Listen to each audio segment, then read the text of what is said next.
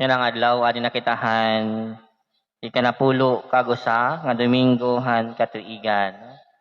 Padayon la kita hiton pagpasalamat ngadto sa Dios. Pinaagi hiton pagtatambong hiton Santos nga misa, labi na hiton adlaw nga Domingo. Ngayon siling ko pa man yan ang adlaw nagsasalinurog kita han Father's Day, no?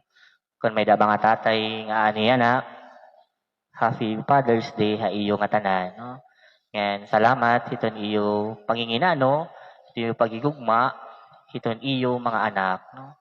Ngan kun ito asawa, ito na aniya na, padayon naton igampo iton iyo mga tatay, iton iyo mga amay, natagan pahirahin maupay nga panlawas, dahil iton ira kinabuhi, no? What is the essence of life if it is not live with God, no? Ano ba iton atin kahimtang kundi naton ito kundi naton upod iton Dios dira iton aten kinabuhi. Magiging mahinungdanon ba o magiging mabinungahon ba iton aton kinabuhi kundi naton upod iton Dios. Mga kabagtuan, a meaningful life is always a life lived with God. Kung naguukoy kita nga wara iton Dios, our life automatically becomes meaningless. No? Bisan kung aada haaton iton nga tanan, karikuhan, kamakarit, kabaltok, kasikat, kagamhanan, or damula, pero kung waray iton Dios, life is still without meaning. No? Ngayon dira naton ibanghelyo nga gimbasa, usa nga pananglitan or usa nga pasumbingay about the parable of the growing seed, no? Jesus naghatag aton ninuno sa nga pananglitan mahiunong hanbinhi uliso nga tinaktak hatuna, no? Siring din naton ebanghelyo hanbinhi or anliso nga iginsabod dida hanuma naturok nga nagtubo, no? The seed sprouts and grows.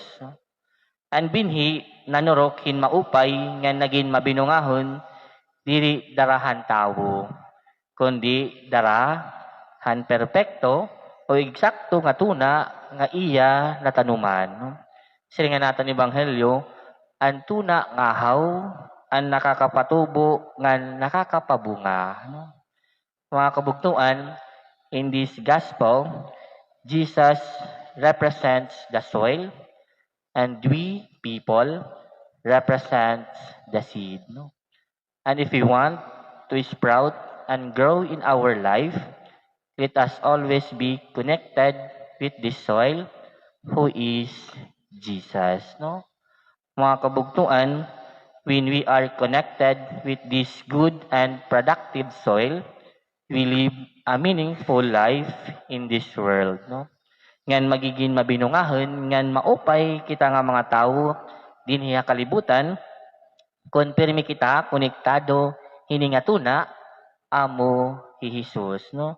Ngan amin ni iton ayat ngan challenge sa aton nga tanan.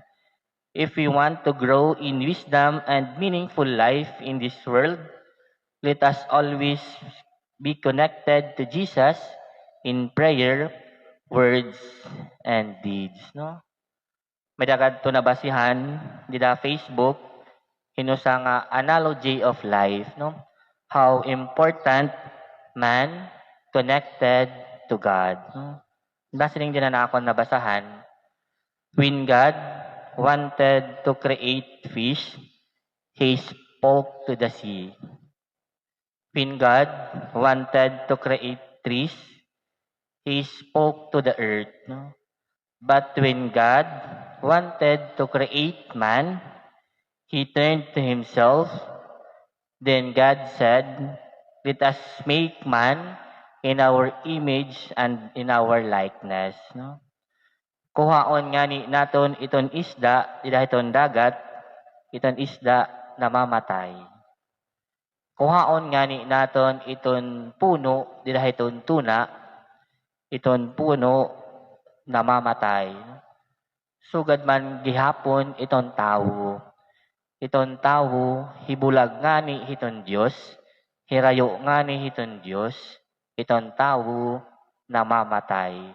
Iton tawo nalalaya, iton tawo nawawarayan kinabuhi. No? Amin iton kaimportante, iton presensya, iton Dios, dira iton aton kinabuhi. No? Mga kabugtuan, God is our natural environment. We were created to live in His presence. We have to be connected to Him because it is only in Him that life exists. No? Let us always be connected to Jesus. Amen.